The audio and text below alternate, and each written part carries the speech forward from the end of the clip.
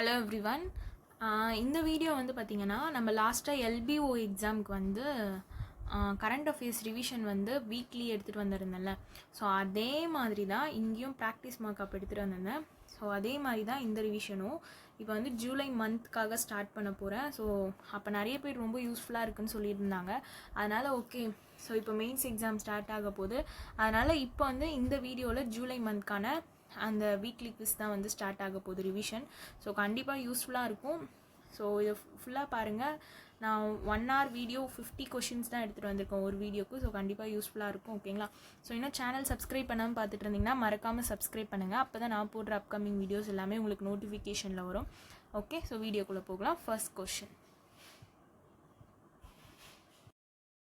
In June 2025, Prime Minister Narendra Modi was honored with dash a prestigious title by the Jain community given to a person who promote non-violence, truth and moral values on a global scale. Okay, இதான் கொஷினா. இங்கே என்ன பண்ணியிருக்காங்கன்னா prime minister மோடிக்கு வந்து Jain கம்யூனிட்டிஸ்னால honour பண்ணப்பட்ட ஒரு prestigious title என்னன்னு கேட்டிருக்காங்க. ஸோ அதுதான் வந்து தர்ம சக்கரவர்த்தி.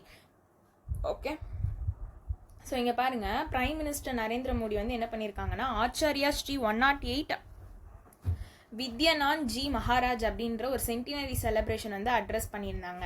ஆச்சாரியா ஸ்ரீ 108 வித்யானந்த் ஜி மகாராஜ் அப்படின்ற ஒரு சென்டினரி செலிப்ரேஷன். இது வந்து எதுக்காகனா அந்த ட்ரஸ்ட்டை வந்து ஒரு 100th பர்த் ஆனிவர்சரி ஆஃப் யாருதுன்னா ஆச்சாரியா வித்யானந்த் ஜி மகாராஜ் அவரோட பர்த் ஆனிவர்சரியை ஆனர் பண்ணுற விதமாக தான் வந்து இந்த சென்டினரி செலிப்ரேஷன் வந்து பண்ணியிருக்காங்க. அந்த ஈவெண்ட்டில் தான் தர்ம சக்கரவர்த்தி அப்படின்ட்டு ஜெயின் கம்யூனிட்டி வந்து என்ன பண்ணியிருக்காங்கன்னா பிரைம் மினிஸ்டர் மோடிக்கு வந்து டைட்டில் வந்து கொடுத்துருக்காங்க. ஓகேங்களா? ஸோ சென்டினரி இயர் இது ரொம்ப ரொம்ப இம்பார்ட்டண்ட். இது வந்து 2025 ஜூன் 28, 2025 இருந்து ஏப்ரல் 22, 26. ஸோ இதுதான் வந்து சென்டினரி இயர்னு அப்சர்வ் பண்ணியிருக்காங்க. ஸோ இது ரொம்ப இம்பார்ட்டன்ட், ஞாபகம் வச்சுக்கோங்க. ஓகே, தென் வந்து சம் 100th பர்த் ஆனிவர்சரின்றதுனால போஸ்டேஜ் ஸ்டாம்ப்ஸ் எல்லாமே வந்து கமோமரேட் பண்ணி லான்ச் பண்ணியிருக்காங்க. ஓகேங்களா? ஸோ இப்போ இதில் நான் திரும்ப சொல்கிறேன் என்ன ஞாபகம் வச்சுக்கணும் அப்படின்ட்டு. ஓகேங்களா? ஸோ நம்மளோட Jain community prime minister Narendra மோடிக்கு தர்ம சக்கரவர்த்தி அப்படின்ட்டு ஒரு டைட்டில் வந்து வச்சுருக்காங்க. ஓகே, ஸோ இதுக்கு வந்து நம்ம க்ளூ எப்படி ஃபிக்ஸ் பண்ணிக்கலாம்னா, மோடி வந்து நிறைய தர்மம் பண்ணுறேன் அப்படின்ற பேரில் எல்லா இடத்துலையுமே டேக்ஸ் வந்து இன்க்ரீஸ் பண்ணி விட்டாங்க அப்படின்னு ஞாபகம் வச்சுக்கோங்க. ஸோ தர்மம் அவரோட இதில் வந்து தர்மம் பண்ணுறோம் அப்படின்ற இதில் வந்து எல்லாத்துலேயுமே டேக்ஸ்லாம் வந்து இன்க்ரீஸ் பண்ணி விட்டுட்டாங்க அப்படின்ற க்ளூ மாதிரி ஞாபகம் வச்சுக்கோங்க. ஸோ அதனால் அவருக்கு வந்து தர்ம சக்கரவர்த்தி அப்படின்ற பேர் வச்சுட்டாங்க அப்படின்னு ஞாபகம் வச்சுக்கோங்க. ஓகே, ஸோ யாருடைய பர்த் ஆனிவர்சரினா ஆச்சாரியா வித்யானந்த் ஜி மகாராஜோட birth anniversary, 100th birth anniversary. இது வந்து சென்டினல் இயர் செலிப்ரேஷன் தானே. ஸோ அந்த சென்டினல் இயருக்கான டேட் ஞாபகம் வச்சுக்கோங்க. June 28, 2025, April 22, 2026. Okay, next. Which of the following statement is are incorrect regarding the global peace index 2025? Okay, so institute for economic and peace. ஓகேங்களா? First இப்போ இந்த நம்ம start பண்ணி ஃபஸ்ட்டு இண்டெக்ஸ் பார்க்க போகிறோம். குளோபல் பீஸ் இண்டெக்ஸ் 2025 அப்படின்றது. இதை release பண்ணது யாருன்னா institute for economic and peace தான் ரிலீஸ் பண்ணுறாங்க. இந்த இண்டெக்ஸ் வந்து 2007 பப்ளிஷ் பண்ணின்னு வராங்க. இப்போ தான் நம்ம வந்து ஜூலை மந்த் வீக் ஸ்டார்ட் ஆகி ஃபஸ்ட்டு இண்டெக்ஸ் நம்ம பார்க்குறோமா, பீஸ். ஸோ ஃபஸ்ட்டு வந்து நம்ம அமைதியாக பீஸ்லேருந்தே ஸ்டார்ட் பண்ண போகிறோம். ஓகேங்களா? ஸோ அதனால் குளோபல் பீஸ் இண்டெக்ஸ் நம்ம ஃபஸ்ட்டு படிச்சிருக்கோம், ஞாபகம் வச்சுக்கோங்க. இதில் மொத்தம் 163 இண்டிபெண்டன்ட் கண்ட்ரீஸ் இருக்காங்க. ஓகேங்களா? Based on their peace level. இதில் வந்து 99.7% ஆஃப் த வேர்ல்டு பாப்புலேஷன் வந்து கவர் பண்ணியிருக்கு. அதெல்லாம் வேணாம், ஜஸ்ட் 163 இண்டிபெண்டன்ட் கண்ட்ரீஸ். மொத்தத்தில் 163 கண்ட்ரீஸ். அதில் மொத்தம் 3 domain, 23 qualitative and quantitative indicators ஞாபகம் வச்சுக்கோங்க. அந்த 3 டொமைன் என்னென்னன்றது பார்த்துக்கோங்க. Societal security and safety, intensity of domestic and international conflict, degree of militarisation. இது வந்து அந்த 3 டொமைன் நல்லா ஞாபகம் வச்சுக்கோங்க.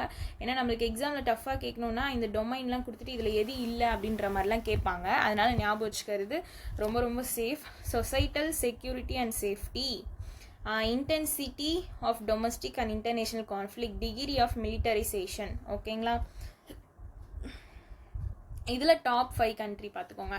Iceland, Ireland, New Zealand, Austria, Switzerland. So இது நம்ம எப்படி ஞாபகம் வச்சுக்கலான்னா, ஐஸ்லாண்ட் வந்து பாப்புலேஷன் வந்து ரொம்ப கம்மியாக இருப்பாங்க, அதனால் வந்து அவங்க பீஸ்ஃபுல்லாக இருக்காங்க அப்படின்னு ஞாபகம் வச்சுக்கோங்க. அதனால தான் ஐஸ்லாண்ட் வந்து ஃபஸ்ட்டு பிளேஸில் இருக்காங்க. ஸோ ஐஸ்லாண்ட், அயர்லாண்ட் ரெண்டுமே லேண்ட் முடியுதா, அப்போ 2வது பிளேஸில் அயர்லாண்டு அது ஞாபகம் வச்சுக்கோங்க. 3rd New Zealand, 4th Austria, 5th Switzerland. இது 3 மட்டும் எப்படின்னா ஞாபகம் வச்சுக்கோங்க. New Zealand, Austria, ஸ்விட்சர்லாண்டு. So 5 country top 5 பிளேசஸில். Okay, so நம்ம இந்தியா வந்து 115th ரேங்க்கில் இருக்காங்க ஞாபகம் வச்சுக்கோங்க. இந்தியாவோட ஜிபிஐ ஸ்கோர் பார்த்தீங்கன்னா 2.229. நம்ம இந்தியா வந்து எத்தனாவது ரேங்க்கில் இருக்காங்க, 115வது ரேங்க்கில் இருக்காங்க. மொத்தமாக 163 கண்ட்ரி இதில் வந்து இருக்காங்க. அதில் இந்தியா 115வது rank. Top 5 bottom country. Okay, top 5 bottom country. So bottom பிளேஸில் யார் இருக்காங்கன்னா, ரஷ்யா 163வது பிளேஸில், 162ல் உக்ரைன். ஏன்னா ரஷ்யன் உக்ரைன்லாம் இப்போ ரீசெண்டாக வார்லாம் நடந்துச்சுல, அதனால வந்து அவங்க அங்கே பீஸியே இழந்துட்டாங்க அப்படின்னு ஞாபகம் வச்சுக்கோங்க. அதனால வந்து அவங்க 2 பேர் வந்து பாட்டம் பிளேஸில் இருக்காங்க. 161 வந்து சுடான், 160 வந்து டெமோக்ராட்டிக் ரிப்பப்ளிக் ஆஃப் கான்கோ, 159 வந்து ஏமன். ஸோ இது நம்ம ஈஸியாக ஞாபகம் வச்சுக்கலாமா? கரெக்டாக. ஏன்னா நம்ம இப்போ ஜூலை வீக்லி ரிவிஷன் ஸ்டார்ட் ஆகி ஃபஸ்ட்டு இண்டெக்ஸ் படிக்கிறோம், அதுவும் நம்ம பீஸாகவே ஸ்டார்ட் பண்ணுறோம். அதனால் global peace index 2025 institute for economic and peace தான் இதை ரிலீஸ் பண்ணியிருக்காங்க. ஓகே, ஸோ இந்த இண்டெக்ஸ் வந்து 2007லேருந்து பப்ளிஷ் பண்ணுறாங்க. 163 இண்டிபெண்ட் கண்ட்ரிஸ் இதில் மொத்தம் 3 டொமைனு. ஒன்று வந்து சொசைட்டல் செக்யூரிட்டி அண்ட் சேஃப்டி, இன்னொன்று வந்து intensity of domestic and international conflict, 3rd one வந்து டிகிரி ஆஃப் மிலிட்ரைசேஷன். மொத்தம் இதில் வந்து 23 qualitative and quantitative indicators.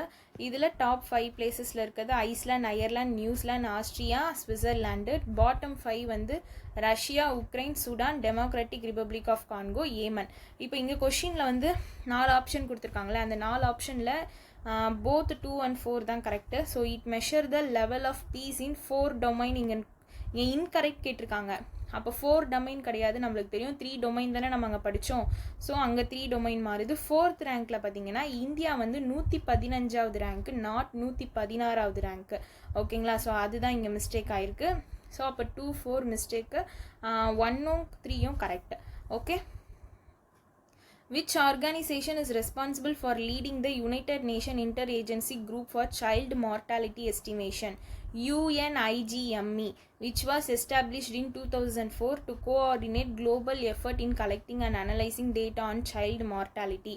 Okay, இது எந்த ஆர்கனைசேஷன் வந்து ரெஸ்பான்சிபிள், எதை லீட் பண்ணுறதுக்குன்னு பார்த்தீங்கன்னா, யுனைடெட் நேஷனோட INGME அப்படின்னா inter agency group for child mortality estimation.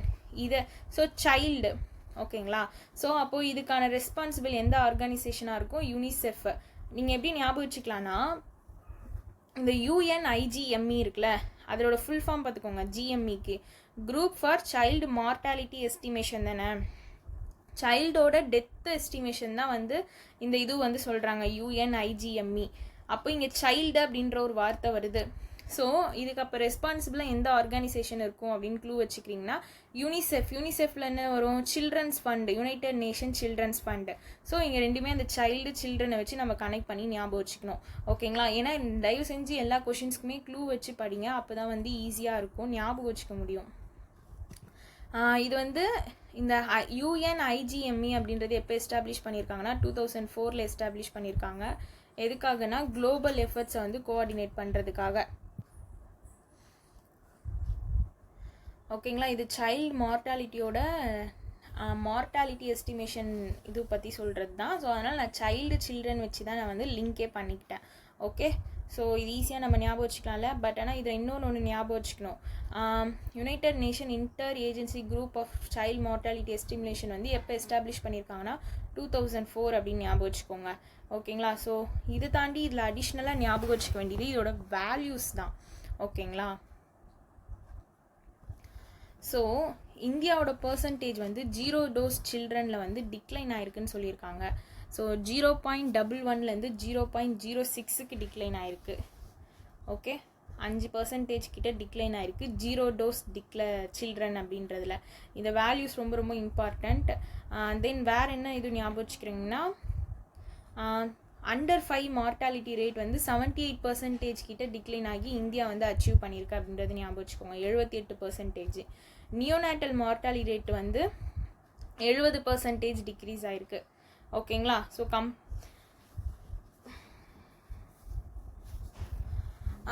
இது வந்து இம்பார்ட்டன்ட் தான். பிகாஸ் வந்து 0 டோஸ் சில்ட்ரனுக்கான பர்சன்டேஜ் டிக்ரீஸ் ஆகிருக்கதோ நம்ம கண்டிப்பாக ஞாபகம் வச்சு தான் ஆகணும். ஏன்னா இது 0.11லேருந்து, ஏன்னா இப்போ எக்ஸாம்ஸ் கொஷின்ஸ் எப்படி வரும்னு தெரியாது. அதனால் நம்ம இதையும் ஞாபகம் வச்சுக்கணும். நீங்கள் ஒரு 2-3 வாட்டி இதை வாயை திறந்து படிச்சிட்டிங்கன்னா உங்களுக்கு மேபி கொஞ்சம் ஞாபகம் இருக்கிறதுக்கு நிறைய சான்சஸ் இருக்குது. ஓகே, ஸோ இந்த பாயிண்ட் மட்டும் ஞாபகம் வச்சுக்கோங்க. அதுக்கப்புறமா கொஷினில் இருக்கிறது பார்த்துக்கோங்க, அவ்வளோதான். What percentage of controlling stake did Magasan Dock Shipbuilder Limited acquire in Colombo Dock PLC? So இந்த மேகசான் அப்படின்றது வந்து மும்பை மகாராஷ்டிரா பேஸ்டு. இது டாக்யார்ட் பிஎல்சின்றது ஸ்ரீலங்கா கொலம்போ. ஓகேங்களா? ஸோ ஸ்ரீலங்கா மகாராஷ்டிரா, இந்த மகாராஷ்டிராவில் இருக்க மும்பை மகாராஷ்டிராவில் இருக்க மேகசான் வந்து 51% ஸ்டேக் வந்து அக்வயர் பண்ணுறாங்க பிஎல்சியில். ஓகே, இப்போ தான் நம்ம ஃபஸ்ட் அக்வயர் படிக்கிறோம். ஸோ ஈஸியாக ஞாபகம் வச்சுக்கோங்க. ஓகே, ஸோ டீல் வேல்யூன்னு பார்க்கும்போது 52.96 மில்லியனு, 51% ஸ்டேக்கு. ஓகேங்களா? ஜஸ்ட் இது வரைக்கும் ஞாபகம் வச்சுக்கிட்டா போதும். பட் இது ரெண்டுத்தையோட ஹெட் குவார்ட்டர் பார்த்துக்கோங்க, அவ்வளோதான். ரீசண்டாக Dash successfully launched the Global Observing Satellite for Greenhouse Gases and Water Cycle Climate Change Monitoring Satellite using the H2A rocket on its final flight. Okay, so Japan தான் வந்து சக்ஸஸ்ஃபுல்லாக launch பண்ணியிருக்காங்க. என்னதுன்னா global observing satellite. அதுதான் வந்து GOSAT GW climate change monitoring satellite. எந்த rocket use பண்ணியிருக்காங்கன்னா H2A rocket use பண்ணி ஜப்பான் தான் வந்து சக்ஸஸ்ஃபுல்லாக லான்ச் பண்ணியிருக்காங்க. ஸோ இது நம்ம எப்படி க்ளூ வச்சுக்கலாம் அப்படின்னு பாருங்கள். இங்கே என்ன பண்ணியிருக்காங்க, global observing satellite for greenhouse gases and water cycle, அதுதான் வந்து கோசாட். ஓகே, இதுக்கு எதுனா நம்ம பெட்டராக க்ளூ வச்சுக்கிட்டா தான், ஏன்னா வேறு எதுனா கண்ட்ரின்ட்டு நம்ம கன்ஃபியூஸ் பண்ணிக்கக்கூடாது. ஓகேங்களா? So Japan greenhouse gases and water cycle. Okay, so ஜப்பானில் தானே வந்து இந்த ஹிரோஷிமா நாகசாகி அப்படின்ற ஒரு பாம் பிளாஸ்ட் வந்து நடந்துச்சு வார் அப்போ வந்து என்ன ஆயிடுச்சுன்னா, எந்த ஒரு வீடு எதுவுமே விவசாயம் கூட பண்ண முடியாத அளவுக்கு மொத்தம் இதுவுமே கொலாப்ஸ் ஆகிடுச்சு. So green house. ஆனால் இப்போ ஜப்பான் வந்து டாப் கண்ட்ரிஸ் லிஸ்ட்டில் இருக்காங்க, அந்த அளவுக்கு வளர்ந்துருக்காங்க. அதுவும் எல்லாருக்குமே இப்போ ஒரு ஹவுஸ் இருக்குது, இப்போ விவசாயமும் பண்ணுறாங்க அப்படின்னு ஞாபகம் வச்சுக்கோங்க இந்த க்ரீன் ஹவுஸ் அந்த வார்த்தையை பார்த்து. ஓகேங்களா? அதுதான் கோசாட். ஸோ சேடுன்னு கூட வச்சுக்கலாம். எப்படின்னா அந்த ஒரு துயரத்துலேருந்து வெளில வந்து இப்போ ஒரு டாப் கண்ட்ரியாக வந்து நிற்கிறாங்க ஜப்பான், அதுதான் கோசாடு இல்லைனா க்ரீன் ஹவுஸ். ஏதோ ஒன்று ஜஸ்ட்டு உங்களுக்கு எப்படி டேரெக்டாக்கு ஞாபகம் வருமோ அந்த மாதிரி வச்சுக்கோங்க. ஓகே, ஸோ ஜப்பான் தான் வந்து இதை சக்ஸஸ்ஃபுல்லாக லான்ச் பண்ணது. இதில் இன்னொன்று ஞாபகம் வச்சுக்கணும். இப்போ H2A ராக்கெட் இருக்குல்ல, இதை ரீப்ளேஸ் பண்ணி வந்து இப்போ H3 ராக்கெட் வந்து இப்போது இது H2A ராக்கெட் வந்து இதுதான் ஃபைனல் ஃப்ளைட்டு. இதுக்கப்புறம் வரப்போகிறது எல்லாமே H3 ராக்கெட்டு. அந்த H3ன்றது இங்கே இல்லை, ஞாபகம் வச்சுக்கோங்க. ஓகே, அவ்வளோதான் இதில் ஞாபகம் வச்சுக்க வேண்டியது. ஆஸ்ட்ரியன் கிராண்ட் பிரிக்ஸ் 2025 யார் வின் பண்ணதுன்னா லாண்டோ நாரிஸ். ஸோ நிறைய கிராண்ட் பிரிக்ஸ் நடக்குது கரெக்டாக, ஆனால் நம்ம ஞாபகம் வச்சுக்க தான் ஆகணும். பட் ஒரு லாஸ்ட் இயராக பிஃபோர் இயரான்னு தெரில, எல்லா கிராண்ட் பிரிக்ஸ்லையும் மேக்ஸ் ஃபர்ஸ்டப்பன் அவங்க தான் வின் பண்ணுவாங்க. ஸோ இந்த மாதிரி ஒரு கன்ஃபியூஷனே அப்போ இல்லாமல் இருந்துச்சு. பட் ஆனால் இப்போ வந்து கிராண்ட் பிரிக்ஸில் ஒரு கிராண்ட் பிரிக்ஸில் ஒருத்தர் வின் பண்ணுறாங்க. அதனால் கண்டிப்பாக கன்ஃபியூஸ் ஆகிறதுக்கு நிறைய சான்சஸ் இருக்குது. ஸோ எதனா க்ளூ மாதிரி வச்சுக்கோங்க. So Austrian grand prix 2025 Lando Norris தான் வந்து வின் பண்ணியிருக்காரு. இவர் லாண்டோ, இது நான் எப்படி ஞாபகம் வச்சுக்கிட்டேன்னா, இப்போ லாண்டோ நாரிஸ் இருக்காங்களா, ஆஸ்ட்ரியன் கிராண்ட் பிரிக்ஸ் கரெக்டாக. ஸோ ஆஸ்ட்ரியனுக்கு லாண்டோ. ஓகே, ஆஸ்ட்ரியன் அப்படின்றது வந்து ஒரு கண்ட்ரியை குறிக்கிற மாதிரி வருதா, ஆஸ்திரேலியா கான்டினென்ட், ஆஸ்திரேலியா கான்டினென்ட்டா, ஓகே ஆஸ்திரேலியா அப்படின்னு குறிக்கிற மாதிரி ஒரு ஊரோட பேர் வருதா. ஸோ லாண்டோ நாரிஸ் லண்டன் அப்படின்னு வருதா. ஸோ அதனால் இந்த 2 ஊரோட பேர் குறிக்கிறது. அதனால் வந்து நான் லேண்டோ நாரிஸ் தான் வந்து ஆஸ்ட்ரியா கிராண்ட் பிரிக்ஸ் அப்படின்னு ஃபிக்ஸ் பண்ணிட்டேன். ஓகே, இது வந்து ஃபஸ்ட்டு க்ளூவாக வச்சுக்கோங்க. செகண்ட் வந்து லேண்டோ நாரிஸ் வந்து பார்த்திங்கன்னா Lando Norris N, McLaren brand M. So MN அப்படி ஞாபகம் வச்சுக்கோங்க, ஏன்னா இது பிராண்டுமே ரொம்ப முக்கியம். ஓகேவா. செகண்ட் பிளேஸில் யார் இருக்காங்கன்னா ஆஸ்கர் பியாஸ்ட்ரி. தேர்ட் வந்து ஆஸ்கர் பியாஸ்ட்ரியும் வந்து மெக்லாரன் தான். சார்லஸ் லெக்லாரக் வந்து தேர்டு ஃபெராரி பிராண்டை சேர்ந்தவர். ஓகே, நெக்ஸ்ட்டு எவ்ரி இயர் வந்து நேஷ்னல் டாக்டர்ஸ் டே வந்து செலிப்ரேட் பண்ணுறாங்க மெடிக்கல் ப்ரொஃபஷனல் ஆனர் பண்ணுறதுக்காக. அண்ட் வந்து பர்த் டெத் ஆனிவர்சரி ஆஃப் யாருடைய பர்த் டெத் ஆனிவர்சரியை கமோமரேட் பண்ணுற விதமாக இந்த டே செலிப்ரேட் பண்ணுறோன்னா பிசி ராய். ஸோ இது நம்மளுக்கு எல்லாருக்குமே தெரியும். ஸோ நேஷ்னல் டாக்டர்ஸ் டே வந்து ஜூலை 1 பிசி ராயோட பர்த் அண்ட் டெத் ஆனிவர்சரியை வந்து கமோமரேட் பண்ணுற விதமாக தான். இவர் வந்து செகண்ட் சீஃப் மினிஸ்டராக வெஸ்ட் பெங்காலுக்கு சர்வ் பண்ணியிருக்காரு. ரொம்ப டஃப்பாக கேட்கணும் அப்படின்னு நினச்சா இந்த கொஷின்லாம் கேட்கறதுக்கு சான்சஸ் இருக்குது. ஏன்னா வெஸ்ட் பெங்காலுக்கு இவர் செகண்ட் சீஃப் மினிஸ்டராக சர்வ் பண்ணியிருக்காருன்னு ஞாபகம் வச்சுக்கோங்க. பிசி ராய் ஓகேங்களா. அண்ட் வந்து பாரத் ரத்னா அவார்டு வந்து 1961 வாங்கியிருக்காரு. பாரத் ரத்னா இப்போ இந்த நியூஸில் நீங்கள் ஞாபகம் வச்சுக்க வேண்டியது பிசி ராய் வெஸ்ட் பெங்காலோட செகண்ட் சிஎம்மாவும் இருந்திருக்காரு, பாரத் ரத்னா அவார்டும் வாங்கியிருக்காரு 1961. ஓகே, தென் வந்து S Sivakumar VSM assumed the appointment in which of the following defense forces in India. Okay, Sivakumar. Okay, இவர் பார்த்துக்கோங்க. சிவகுமார் இவர் வந்து ஏர் ஆஃபீஸர் இன் சார்ஜ் அட்மினிஸ்ட்ரேஷனாக வந்து அப்பாயிண்ட் பண்ணியிருக்காங்க. ஏர் ஆஃபீஸர் இன் சார்ஜ் அட்மினிஸ்ட்ரேஷனாக அப்பாயிண்ட் பண்ணியிருக்காங்க. யாருன்னா சிவகுமாரை. ஓகே,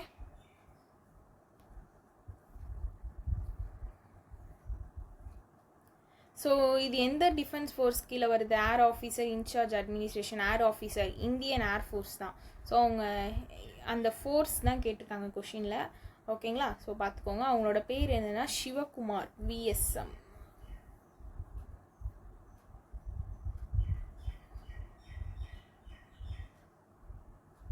ஸோ இது எப்படி நம்ம ஞாபகம் வச்சுக்கலாம்னா ஜஸ்ட்டு க்ளூக்காக தான் எல்லாமே. இப்போ சிவகார்த்திகேயன் ஹீரோ எடுத்துக்கோங்க. அவர் வந்து நார்மலாக ஒரு டிவி ஆங்கராக இருந்தார். இப்போ வந்து வளர்ந்துட்டே ஹேர்லேயே பறக்கிறாரு இப்போது அப்படின்னு நம்ம ஞாபகம் வச்சுக்கலாம். அதனால் சிவா இங்கே இருக்குல்ல, ஸோ சிவா வந்து ஹேர்லேயே பறக்கிறாரு. இவர் டிஃபென்ஸ் ஃபோர்ஸில் தான் வந்து ஏர் ஆஃபீஸர் இன்சார்ஜ் அட்மினிஸ்ட்ரேஷனாக அப்பாயிண்ட் பண்ணியிருக்காங்க. Next central public sector enterprise the solar energy corporation of India தான் வந்து என்ன பண்ணியிருக்குன்னா மைல்ஸ்டோன் வந்து அச்சீவ் பண்ணியிருக்கு. எவ்வளோனா 60 GW of power sale agreement of renewable energy கெப்பாசிட்டியில். ஸோ இது கூட important. Solar energy corporation of India SECL. Okay, SECL CI solar India corporation of India.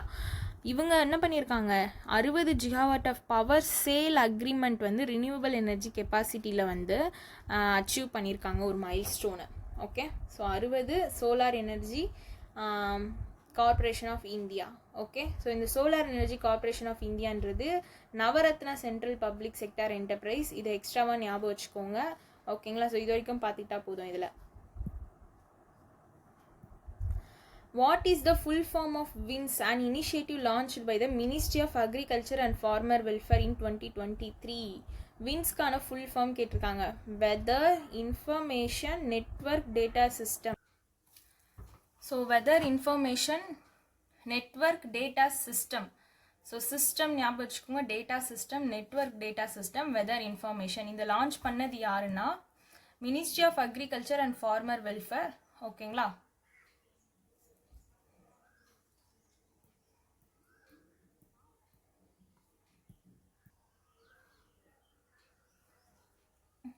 So Odisha government தான் என்ன பண்ணியிருக்காங்கன்னா ஸ்கைமெட் வெதர் சர்வீஸ் ப்ரைவேட் லிமிட்டடோட sign பண்ணி இந்த project வந்து இம்ப்ளிமெண்ட் பண்ணியிருக்காங்க. ஓகேங்களா. அந்த ப்ராஜெக்டோட நேம் தான் வந்து வின்ஸ் project. Okay, so weather information network data system. So எந்த கவர்மெண்ட் வந்து யாருடைய சைன் பண்ணி இந்த ப்ராஜெக்ட் இம்ப்ளிமெண்ட் பண்ணியிருக்காங்கன்னு பார்த்துக்கோங்க.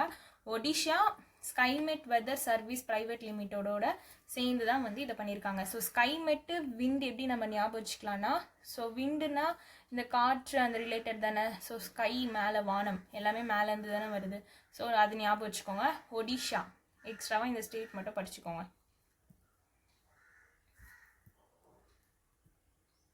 Next, whereas Ericsson inaugurated its new state-of-the-art antenna manufacturing facility developed in collaboration with VVDN technology to produce passive antennas for global market. So இது எங்கன்னா மணிசர் அப்படின்ற இடத்துல தான். So union ministry of communication யாருன்னா ஜோதிராதித்யா சிந்தியா. ஓகேங்களா. So இவங்க தான் என்ன பண்ணியிருக்காங்கன்னா இனாகிரேட் பண்ணியிருக்காங்க Ericsson state of art antenna manufacturing facility அப்படின்றது. இது எங்கே பண்ணியிருக்காங்க அப்படின்றது ரொம்ப important. Manesar, Haryana. Okay. So Jyotiraditya inaugurate பண்ணது தான் எரிக்சனோட state of the art antenna manufacturing facility. Okay. எங்கே பண்ணியிருக்காங்க? மணிசார், ஹரியானா. நல்லா ஞாபகம் வச்சுக்கோங்க. Ericsson state, Manesar, Haryana. பேரே டிஃப்ரெண்ட்டாக இருக்கா? ஸோ பார்த்துக்கோங்க.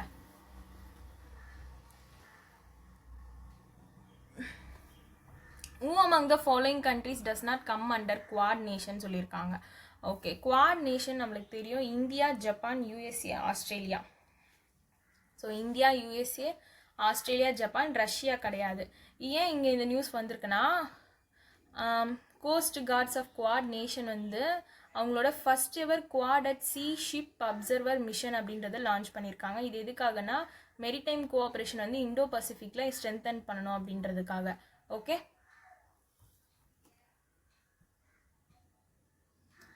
Then what is the funding ratio of the government of India at the World Bank in Atal Bhujal Yojana for groundwater management? So இந்த இதுவும் ரொம்ப இம்பார்ட்டன்ட். ஆக்சுவலி 8th மீட்டிங் வந்து நடந்திருக்கு நேஷனல் லெவல் ஸ்டியரிங் கமிட்டின்ட்டு. இது implementation வந்து எதுக்காகனா அட்டல் புஜல் யோஜனா அப்படின்றதுக்காக. இது எங்கன்னா நியூ டெல்லியில் நடந்திருக்கு. ஓகே. ஸோ இது வந்து எந்த ரேஷியோவில் வந்து அவங்க இது பண்ணியிருக்காங்கன்றதை பார்த்துக்கோங்க. 50:50 பேசிஸில் தான் வந்து ஃபண்ட் வந்து இது பண்ணியிருக்காங்க. 50 வந்து கவர்மெண்ட் ஆஃப் இந்தியா, 50 வந்து வேர்ல்டு பேங்க். ஓகேங்களா. ஸோ நல்லா ஞாபகம் வச்சுக்கோங்க.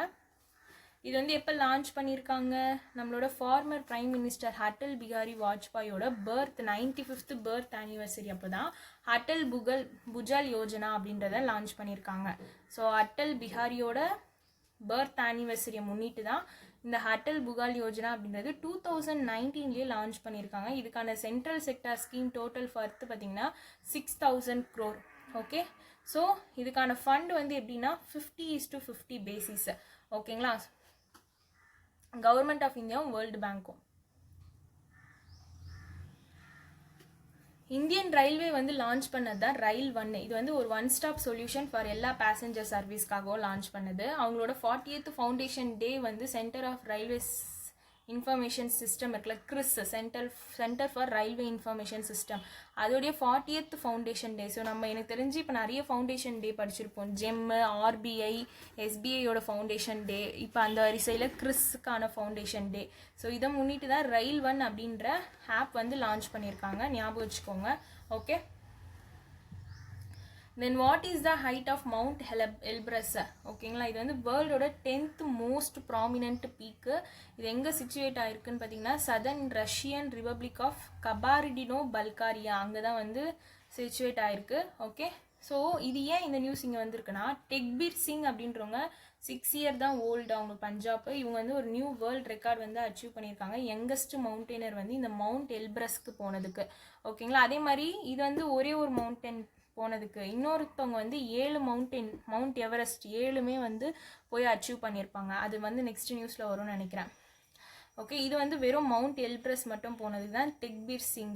ஓகேங்களா. இது வந்து ஹையஸ்ட் மவுண்டெய்னா ரஷ்யா அண்ட் யூரோப்பில். இதோட ஃபீட் பார்த்துக்கோங்க நல்லா, 510 feet. ஸோ இது எப்படி ஞாபகம் வச்சுக்கலாம்னா 17 3s 51. ஸோ 510. ஸோ 17க்கு அடுத்த நம்பர் தான் 18. ஸோ நம்பருக்கு எப்படின்னா க்ளூ வச்சுக்கோங்க, அப்போ தான் ஈஸியாக இருக்கும். ஓகேங்களா. 18 510 feet. ஓகே. அவங்களோட பேர் என்னன்னா டெக்பீர் சிங், பஞ்சாப்பை சேர்ந்தவங்க. ஓகே. ஆனால் இவங்களுக்கு என்ன ஏஜ்ன்றதையும் பார்த்துக்கோங்க. 6 year தான் அவங்களுக்கான வயசு. 6 வயசு உள்ள ஒரு பொண்ணு தான். ஓகே. பொண்ணா பையனான்னு தெரியல.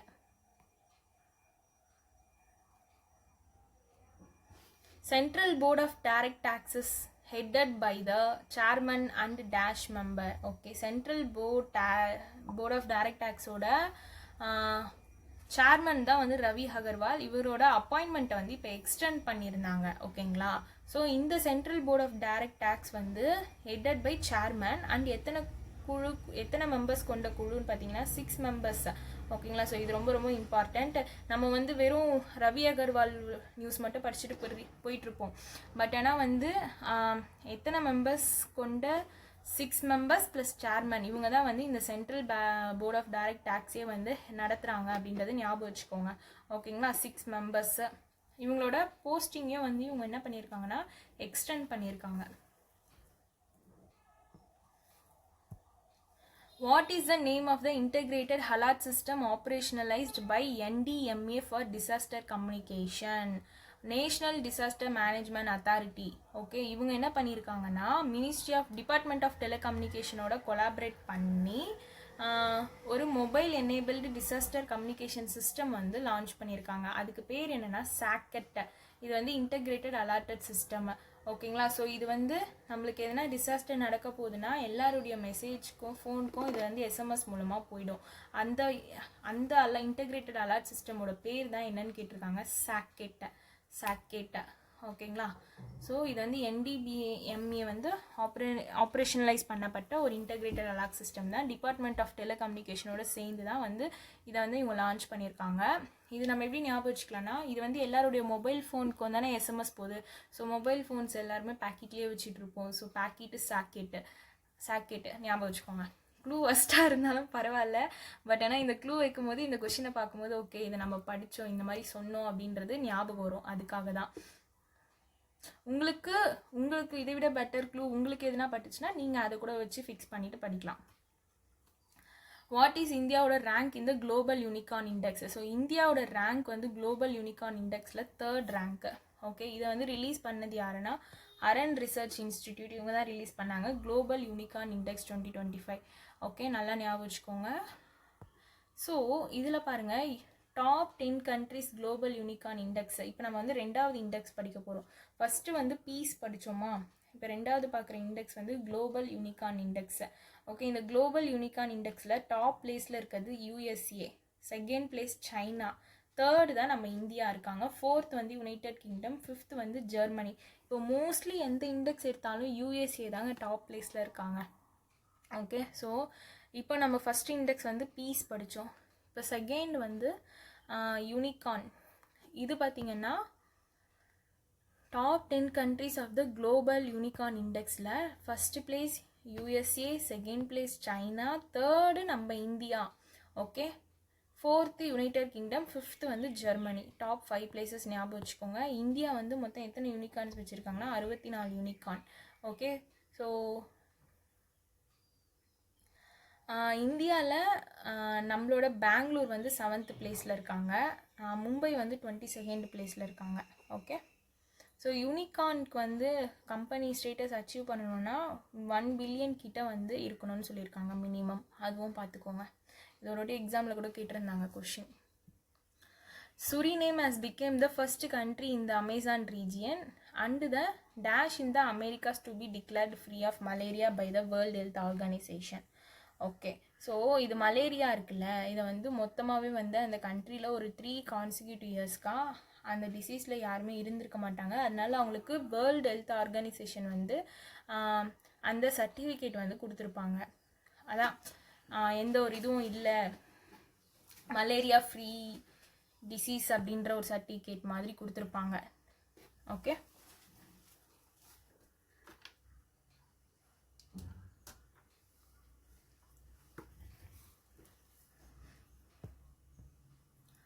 ஸோ வேர்ல்டு ஹெல்த் ஆர்கனைசேஷன் நல்லா ஞாபகம் வச்சுக்கோங்க. அவங்க தான் சுரினேம்ன்றது ஃபஸ்ட்டு கண்ட்ரி அமேசான் ரீஜனில் மலேரியாவை எராடிகேட் பண்ணுறது. ஆஃப்ரிக்காவில் பார்த்திங்கன்னா இது வந்து ஓவரால் அமெரிக்காவில் பார்த்திங்கன்னா 12வது இதுவு. பட் அமேசான் ரீஜனில் இதுதான் ஃபஸ்ட்டு கண்ட்ரி. ஸோ இங்கே கேட்டிருக்கதே நம்மளுக்கு ஓவரால் அமெரிக்காவில் எத்தனாவது பிளேஸ்ன்னு தான் கேட்டிருக்காங்க. So 12th place. Okay, which are the leading full stack space solution provider partnered with Satsure to offer fully magnetized earth observation as a service solution. So இது Bangalore based சாட்ஷோர் அப்படின்றவங்க தான் என்ன பண்ணியிருக்காங்கன்னா Hyderabad based Dhruva ஸ்பேஸோட MOU sign பண்ணி fully manage earth observation as a service solution அப்படின்றத வந்து offer பண்ணியிருக்காங்க. ஓகேங்களா. ஸோ துருவா ஸ்பேஸ் சாட்ஷோர் எந்த சொல்யூஷன்னா earth observation as a service solution அப்படின்றத. இந்த சாட்ஷோர் அப்படின்றது கலிடியோ அப்படின்றதோட சப்சிடியரி தான், ஞாபகம் வச்சுக்கோங்க. ஓகே, இதுவுமே இம்பார்ட்டண்ட். ஓகே, சாட்ஷோர் அப்படின்றது பெங்களூர் கர்நாடகா. இந்த துருவா ஸ்பேஸ் அப்படின்றது ஹைதராபாத். ஓகேங்களா. ஸோ இவங்க 2 பேர் சேர்ந்து ஆஃபர் பண்ணுறது தான் இந்த EOAAS solution. SatSure Dhruva space EOAAS solution. Okay.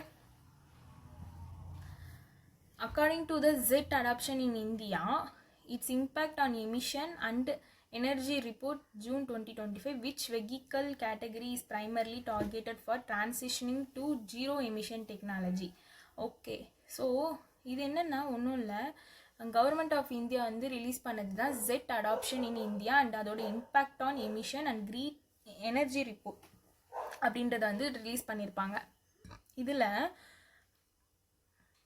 Report analyse பார்த்தீங்கன்னா இந்த க்ரோத் அண்ட் பொட்டன்ஷியல் ஆஃப் இந்தியாவோட medium and heavy duty truck sector பற்றி தான் பேசியிருப்பாங்க.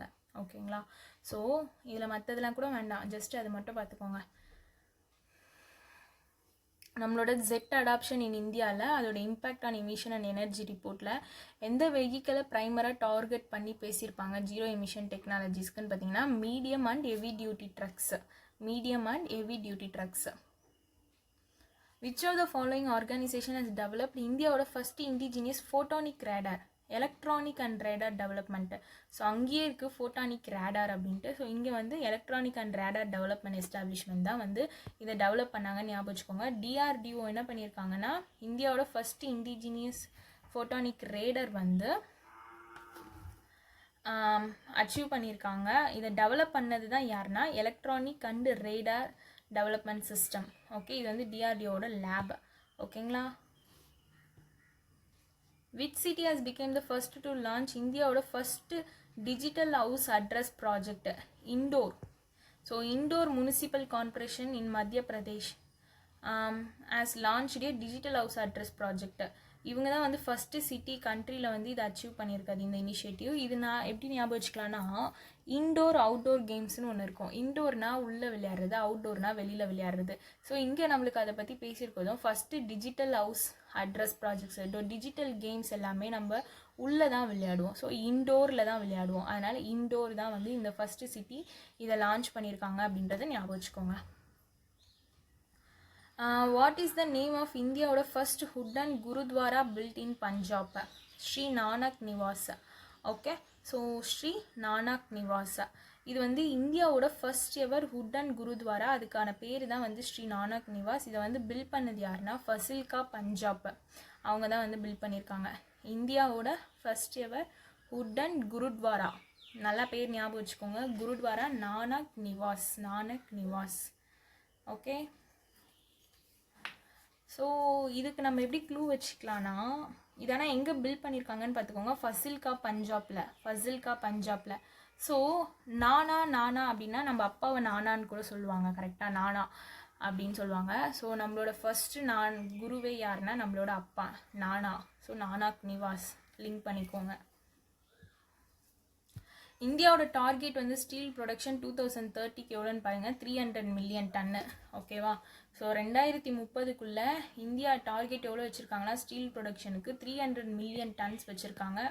ஓகே, ஸோ 300 இது நம்ம எப்படி ஞாபகம் வச்சுக்கலாம்னா 2030யா. ஸோ இந்த 0 அந்த சைட் போயிடுச்சுன்னா 300ஆக மாறிடும். So 300 million tonne steel production அப்படின்னு ஞாபகம் வச்சுக்கோங்க. Okay,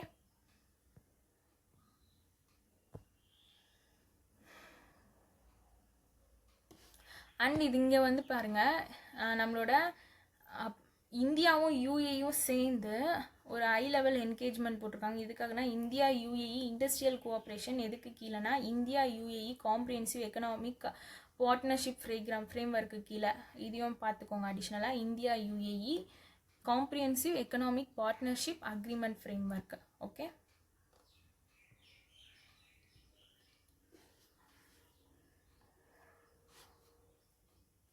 Who was the winner of the first National Skill Olympiad on Seafood Value Addition organized by Marine Product Export Development Authority?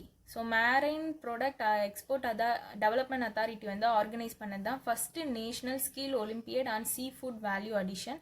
எங்கன்னா சென்னையில் தான் பண்ணியிருக்காங்க. இதில் வந்து யார் வந்து வின் பண்ணியிருக்காங்கன்னு பார்த்தீங்கன்னா தன்சீர் கேஆர்.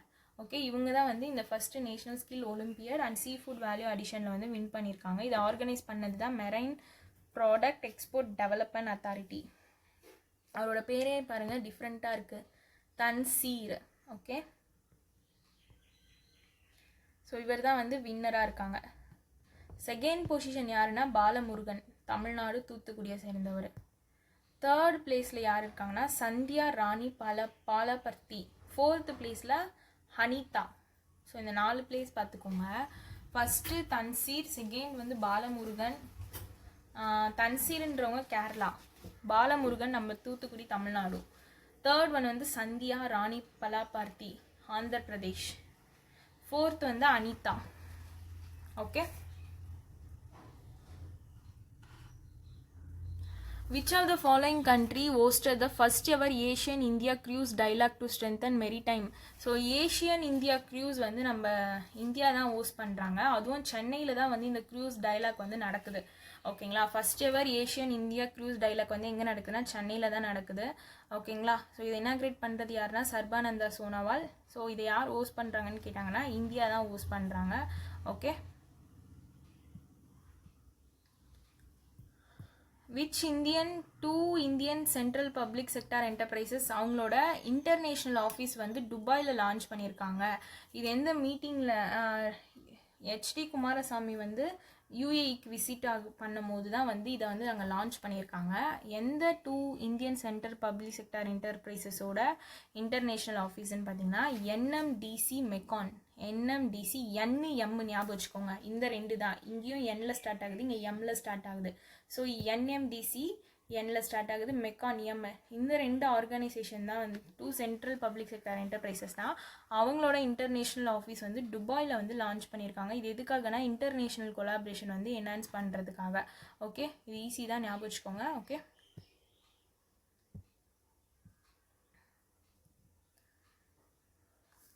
எந்த பேங்க் வந்து பிளான் டு மர்ஜ் கிரிட் இந்தியா? இது வந்து நம்ம படிச்சிருப்போம் அந்த RBI சர்க்குலரில். நியூ இந்தியா கோஆப்ரேட்டிவ் பேங்க் வந்து சரஸ்வதி பேங்க்கோட மர்ஜ் பண்ணுறதா நம்ம படிச்சிருந்தோம். ஓகேங்களா, அதுதான் இங்கே சொல்லியிருக்காங்க. Next, in which state is the Mahayogi Guru Gorakhnath AYUSH university லொக்கேட்னா உத்தரப்பிரதேஷ். ஸோ யோகி ஆதித்யநாத் அங்கே தான். உத்தரப்பிரதேஷோட CM யார்? யோகி ஆதித்யநாத். இங்கே என்ன இருக்குது? மகாயோகி குரு கோரக்நாத் ஆயுஷ் யூனிவர்சிட்டின்னு இருக்கா. ஸோ யோகி உத்தரப்பிரதேஷ் அந்த ஸ்டேட்டில் தான் வந்து இதை லொக்கேட் ஆகிருக்குன்றதை ஞாபகம் வச்சுக்கோங்க. ஓகே,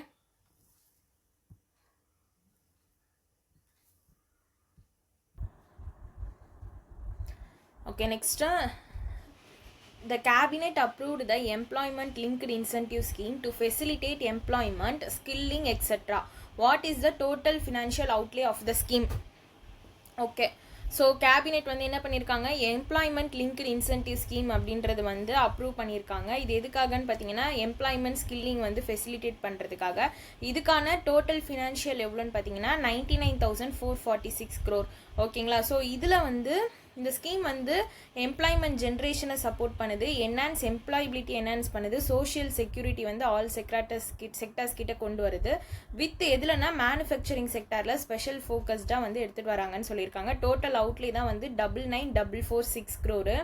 ஓகேங்களா, ஸோ இது வந்து கண்ட்ரி ஓவர் 2 இயர்ஸில் 3.5 crore ஜாப் வந்து ஜென்ரேட் பண்ணுறது தான் வந்து இந்த ஸ்கீமோட எய்மாக இருக்குது. ஓகேங்களா, அதில் வந்து 1.92 crore வந்து ஃபஸ்ட் டைமர்ஸாக இருப்பாங்க, ஒர்க் ஃபோர்ஸில் என்டர் ஆகுறவங்க அப்படின்னு சொல்லியிருக்காங்க. இந்த பெனிஃபிட்க்கு would apply to job created between August 1 to 31st July 2027 சொல்லியிருக்காங்க. இந்த ஸ்கீமில் வந்து யூனியன் பட்ஜெட்டில் என்ன அனௌன்ஸ் பண்ணுறாங்கன்னா ஒரு 2 parts வந்து இதில் கன்சிஸ்ட் ஆகுது. ஃபர்ஸ்ட் ஒன் வந்து incentive to first time employee.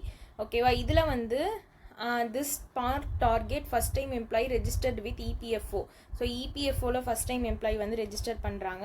அதில் இருக்க ஒரு பார்ட்டு தான் 1 month EPF வேஜ் வந்து up to 15,000 in 2 இன்ஸ்டால்மெண்ட்டில் தருவாங்க. ஓகேங்களா. ஸோ எம்ப்ளாயியோட சேலரி வந்து அப் டு 1 lakhனா இதில் வந்து எலிஜிபிள் சொல்லியிருக்காங்க. இது வந்து இன்சென்டிவ் டு ஃபஸ்ட் டைம் எம்ப்ளாயீஸ்க்கு. ஓகேங்களா. ஸோ சேலரி வந்து அப் டு 1 lakhஆ இருந்துச்சுன்னா அவங்க வந்து இதுக்கு எலிஜிபிள். ஓகே. ஸோ ஃபஸ்ட் இன்ஸ்டால்மெண்ட்டில் will be payable after 6 months of சர்வீஸ்ன்னு சொல்லியிருக்காங்க. ஸோ 2 இன்ஸ்டால்மெண்ட்டாக பிரித்து தருவாங்க. அதுதான் வந்து சொல்கிறாங்க 15,000.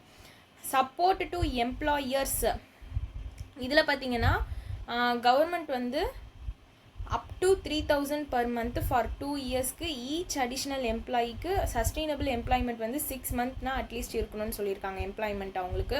ஓகே. அப்படி இருக்கும் உங்களுக்கு 3,000 per month ஃபார் 2 yearsக்கு. ஓகேவா. இதில் வந்து எம்ப்ளாயர்ஸ் வந்து இன்சென்டிவ்ஸ் வந்து இதுவும் வந்து சேலரி அப் டு 1 lakh இருக்கிறவங்களுக்கு வரைக்கும் இந்த இன்சென்டிவ் வந்து எலிஜிபிள் அப்படின்னு சொல்லியிருக்காங்க. ஓகே. ஸோ மேனுஃபேக்சரிங் செக்டாருக்கு இன்சென்டிவ்ஸ் வந்து எக்ஸ்டெண்ட் பண்ணியிருக்காங்க 3rd and 4th இயராக. ஓகேங்களா. ஸோ மேனுஃபேக்சரிங் செக்டாரில் இன்சென்டிவ்ஸ் வந்து என்ன பண்ணியிருக்காங்க 3rd and 4th இயருக்கு எக்ஸ்டெண்ட் பண்ணியிருக்காங்க. ஸோ இது ரொம்ப இம்பார்ட்டண்ட். ஓகேங்களா. ஸோ நெக்ஸ்ட் இன்சென்டிவ் ஸ்ட்ரக்சரும் பார்த்துக்கோங்க. பட் ஆனால் எனக்கு இதுவரை இப்போது இதுக்கு பிஃபோர் பார்த்தோம்ல இது எல்லாமே ரொம்ப இம்பார்ட்டண்ட்டு. இது ரொம்ப இம்பார்ட்டண்ட்டான ஒரு நியூஸ் தான். அதனால தான் ஃபுல் ப்ரீஃப் நியூஸ் சொல்கிறேன். Employment linked incentive scheme 99,446 crore. Then வந்து இதை வந்து பார்ட்டாக பிரிக்கிறாங்க 2 பார்ட்டாக. ஒன்று வந்து incentive to first time employee 15,000 2 இன்ஸ்டால்மெண்ட்டில் சேலரி வந்து அப் டு ₹1 lakhனா எலிஜிபிள் சொல்லியிருக்காங்க. 2 இன்ஸ்டால்மெண்ட்டில் பிரித்து தருவாங்க. ஓகேவா. நெக்ஸ்ட் வந்து சப்போர்ட் டு எம்ப்ளாயீஸ் இதுவுமே வந்து சேலரி அப் டு 1 lakh. இதுக்கு வந்து கவர்மெண்ட் வந்து என்ன பண்ணுறாங்கன்னா ஏன்னா இது வந்து மேனுஃபேக்சரிங் செக்டாரை ஃபோக்கஸ் பண்ணி உள்ள இருக்க எம்ப்ளாயீஸ் தான் வந்து மேக்ஸிமம் இது. ஓகேவா. இதில் வந்து up to 3,000 per month for 2 yearக்கு ஃபார் ஈச் அடிஷ்னல் எம்ப்ளாயி அவங்க வந்து கன்ஃபார்மாக 6 monthக்குனா வந்து அந்த சஸ்டெயின்ட் எம்ப்ளாய்மெண்ட்டில் இருக்கணும்னு சொல்லியிருக்காங்க.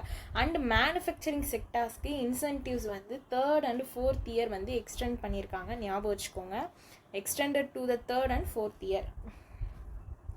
இன்சென்டிவ் ஸ்ட்ரக்சர் கொடுத்துருக்காங்க பாருங்கள். Up to 10,000 EPF wage slab of additional எம்ப்ளாயிக்கு பெனிஃபிட் டு த எம்ப்ளாயர் வந்து அப் டு 1,000 per monthக்கு. ஸோ மோர் தென் 10,000 and 20,000 வந்து EPF wage slab of additional employees. இதில் பெனிஃபிட் டு த எம்ப்ளாயர் வந்து 2,000 rupees இது per month. So more than 20,000னா 3,000. So இந்த just structure பார்த்துக்கோங்க. ஓகேங்களா. ஸோ இந்த எம்ப்ளாயி வந்து EPF wages அப் டு ₹10,000னா அவங்க வந்து ப்ரொபோஷனல் இன்சென்டிவ் வந்து கிடைக்கும்னு சொல்லியிருக்காங்க. அவ்வளோதான். ஓகே. ஸோ இது இம்பார்ட்டன்ட் நியூஸ். கொஞ்சம் டைம் கொடுத்து இதை ஒரு வாட்டி படிச்சுக்கிட்டிங்கன்னா ஈஸியாக இருக்கும். ஓகேங்களா. The Union Cabinet approved the construction of 4-lane Paramakudi Ramanathapuram section in Tamil Nadu. What is the total length of its highway stretch that is proposed to be developed? So இந்த மாதிரி லேண்ட்லாம் வந்து கன்ஸ்ட்ரக்ட் பண்ணுறாங்கன்னா அதோட கிலோமீட்டர்ஸும் லென்த்தும் சேர்த்து படிச்சுக்கோங்க. Okay. இது வந்து நம்ம தமிழ்நாடு பாண்டிச்சேரிக்கு இடையில் பண்ணுறது தான் இந்த பரமக்குடி ராமநாதபுரம் செக்ஷனு. ஓகேங்களா. ஸோ இதுக்கான லென்த் தான் 46.7. இது வந்து எந்த மோடில் வந்து இது பண்ணுறாங்கன்னா hybrid annuity mode. Okay. So இது கிடையாது, பாண்டிச்சேரி வராது. இது வந்து நம்மளோட தமிழ்நாடு மட்டும்தான். பட் இன்னொன்று தமிழ்நாடு பாண்டிச்சேரி சேர்ந்து ஒரு லைன் வந்து கன்ஸ்ட்ரக்ட் பண்ணுவாங்க. அது வந்து இன்னைக்கான ஆகஸ்ட் நியூஸ்க்கான அப்ரூவலில் படிச்சிருப்போம் நம்ம. ஓகேங்களா. ஸோ ரெண்டுமே கன்ஃபியூஸ் பண்ணிக்க வேண்டாம். நான் அப்படி தான் இப்போ கன்ஃபியூஸ் பண்ணிக்கிட்டேன். அதனால தான் உங்ககிட்ட சொல்கிறேன் அதை. ஓகே. ஸோ இதுக்கான டோட்டல் காஸ்ட் பார்த்துக்கோங்க 1853 crore. தென் வந்து 46.7 kilometer.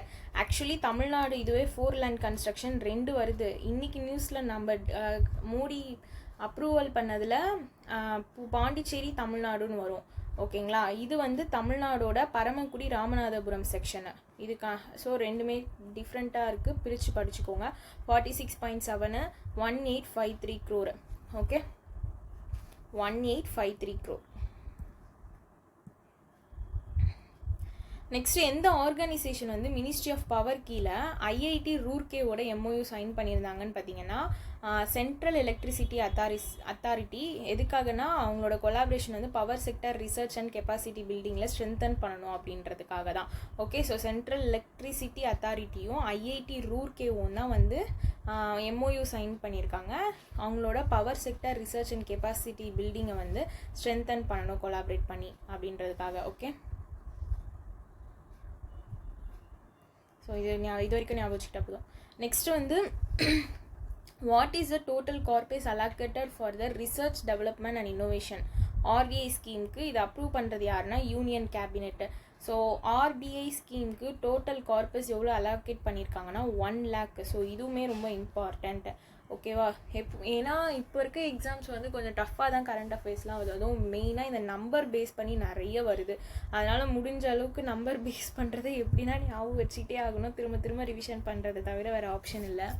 Okay, so research development and innovation ஸ்கீமுக்கு யூனியன் கேபினெட் அப்ரூவ் பண்ண அமௌண்ட் பார்த்துக்கோங்க 1 lakh crore. ஓகே, ஸோ இதுவும் important.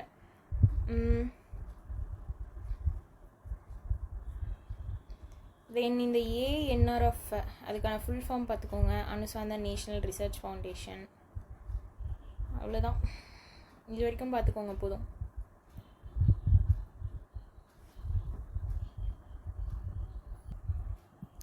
Okay, next news. What is the total number of Gram Panchayat and urban local bodies targeted under the Financial Inclusion Saturation Campaign launched in July 2025?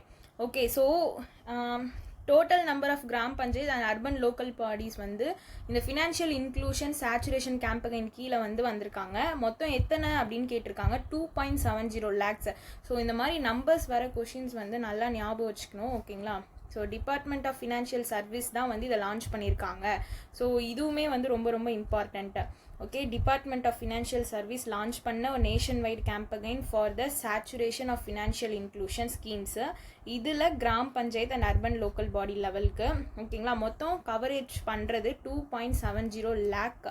Okay, so இந்த மூணுமே ரொம்ப ரொம்ப important. ஓகேவா? தென் national sports பாலிசியில் எது pillar இல்லைன்னு கேட்டிருக்காங்க. So national sports policy பார்த்தீங்கன்னா 2001 தான் ரீப்ளேஸ் பண்ணி இப்போ நேஷ்னல் ஸ்போர்ட்ஸ் பாலிசி 2025ன்னு எடுத்துகிட்டு வந்திருக்காங்க. ஓகே, ஸோ இது நல்லா ஞாபகம் வச்சுக்கோங்க. இதில் ஒரு 5 pillars பற்றி பேசுனாங்க. அந்த 5 pillars என்னென்னு பாருங்கள். First excellence on the global stage, இதுதான் first pillar. Second sports for economic development global stage excellence. Third one sports for social development. Fourth one sports as a people's movement. Okay, sports as a people's movement. Fifth one integration with education NEP 2020. So இந்த 5 பில்லர்ஸுமே ரொம்ப ரொம்ப important. ஓகேங்களா? இப்போ எக்ஸாமில் இங்கே question கேட்டிருக்காங்க பாருங்கள். இந்த மாதிரி கேட்டாங்கன்னா கன்ஃபியூஸ் ஆகிடக்கூடாது. அதனால தான் இந்த 5 பில்லர்ஸும் சேர்த்து படிச்சுக்கோங்க. இந்த national sport policy national sport policy 2001 replace பண்ணுது. ஓகே, ஸோ அவ்வளோதான் இதில் ஞாபகம் வச்சுக்க வேண்டியது. அந்த பாலிசிஸ் மட்டும் என்னென்னு பார்த்துக்கோங்க. ஒன்று இன்டகிரேஷனில் ஸ்டார்ட் ஆகுது, இன்னொன்று எக்ஸலன்ஸில் ஸ்டார்ட் ஆகும், பேலன்ஸ் இருக்க 3 ஸ்போர்ட்ஸ்ன்னு ஸ்டார்ட் ஆகுது. ஸோ கன்ஃபியூஸ் பண்ணிக்காதீங்க. Okay, next Jayant Khobragade was appointed as the next ambassador of India to Spain. So இந்தியாவோட next ambassador of India to Spain யாருன்னா ஜெயன் கொபாராகேட். ஓகேங்களா? ஸோ இவரோட பேர் நல்லா ஞாபகம் வச்சுக்கோங்க. இவர் தான் next ambassador of India to Spain யாருன்னா Jayant Khobragade. Next, who won the 1989 edition of the Asian youth table tennis championship under 15 girls single title? Subramaniam Bhuvaneswari. ஓகேங்களா? So Asian youth table tennis championship under 15 girls single title யார் win பண்ணியிருக்காங்க? அதுவும் 1989 edition பார்த்தீங்கன்னா Subramanian Bhuvaneswari. Okay, so இது பாருங்கள், இந்தியாவோட திவ்யான்ஷி போமிக் இவங்க தான் 29th Asian youth table tennis championship இப்போ உஸ்பெகிஸ்தானில் நடந்திருக்கு, அதில் வின் பண்ணியிருக்காங்க. யாருன்னா திவ்யான்ஷி போமிக் அப்படின்றவங்க. ஓகே, ஸோ இதில் India 1 gold 1 silver 2 bronze win பண்ணியிருக்காங்க. ஓகேங்களா? ஸோ சுப்பிரமணியன் புவனேஸ்வரின்றவங்க 1989th எடிஷன் வின் பண்ண ஒரு பர்சன் தான் இவங்க. இப்போ கரண்ட்டாக 29th ஏஷியன் யார் வின் பண்ணாங்கன்னா திவ்யான்ஷி போமிக். ஸோ ரெண்டுமே பார்த்துக்கோங்க. ஓகே, இது ரெண்டுமே அண்டர் 15 கேட்டகிரியில் தான். Okay, who was conferred with the prestigious Wings of Gold in the Indian Navy along with Sub-Lieutenant Asata Punia. Actually இது வந்து விங்ஸ் ஆஃப் கோல்டு அப்படின்ட்டு இந்தியன் நேவி வந்து அவார்டு வந்து கொடுத்துருக்காங்க. அதில் வந்து 2 பேருக்கு கொடுத்துருக்காங்க இந்த விங்ஸ் ஆஃப் கோல்டு. ஒன்று வந்து சப் லியூட்டினன்ட் அசாதா பூனியா, இன்னொருத்தவங்க லூட்டினன்ட் அடல் குமார் தல். ஓகே, அசாதா பூனியா, அடல் குமார் தல் ஞாபகம் வச்சுக்கோங்க. இவங்க வந்து லியூட்டினன்ட் அடல் குமார் தல் அப்படின்றவங்க, இவங்க வந்து சப் லியூட்டினன்ட். இவங்க 2 பேருக்கு தான் வந்து என்ன பண்ணியிருக்காங்கன்னா விங்ஸ் ஆஃப் கோல்டு அப்படின்ற அவார்டு வந்து இந்தியன் நேவி வந்து கொடுத்துருக்காங்க. எந்த இந்தியன் ஷிப்யார்டு வந்து சவுத் கொரியாவோட HD Korea ship building offshore engineering co limited வந்து சைன் பண்ணுறாங்கன்னு பார்த்தீங்கன்னா கொச்சின் ஷிப்யார்ட் லிமிடெட் தான். Okay, so Cochin shipyard limited தான் வந்து என்ன பண்ணுறாங்க, சவுத் கொரியாவோட HD Korea ship building and offshore engineering co லிமிடெடோட எம்ஓயு சைன் பண்ணியிருக்காங்க. எதுக்காகன்னு பார்த்தீங்கன்னா இந்தியாவோட ஷிப் பில்டிங் செக்டாரை வந்து ஸ்ட்ரென்தன் பண்ணணுன்றதுக்காக. யார் யார்?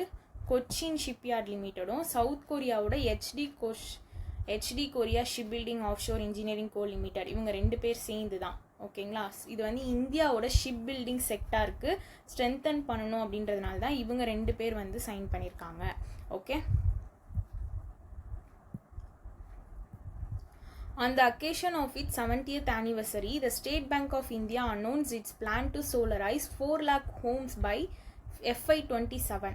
ஓகே, FY27குள்ள 4 lakh ஹோம்ஸ் வந்து சோலரைஸ் பண்ணுறோம் அப்படின்ட்டு SBI வந்து அவங்களோட 70th ஆனிவர்சரிக்கு அனௌன்ஸ் பண்ணியிருந்தாங்க.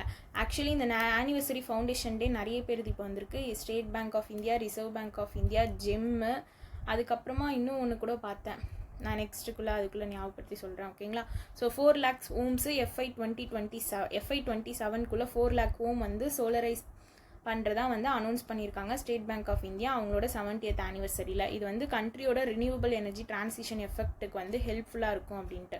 ஓகே, 4 lakh ஹோம்ஸு FY27 ஞாபகம் வச்சுக்கோங்க. 70 years கம்ப்ளீட் ஆகிருக்கு. ஓகேங்களா, அண்டு இது வந்து இந்தியாவோட ரினியூவபிள் எனர்ஜி செக்டார் வந்து நெட் ஜீரோ 2070 கோல் அச்சீவ் பண்ணுறதுக்கு ஹெல்ப் பண்ணணும்னு சொல்லியிருக்காங்க.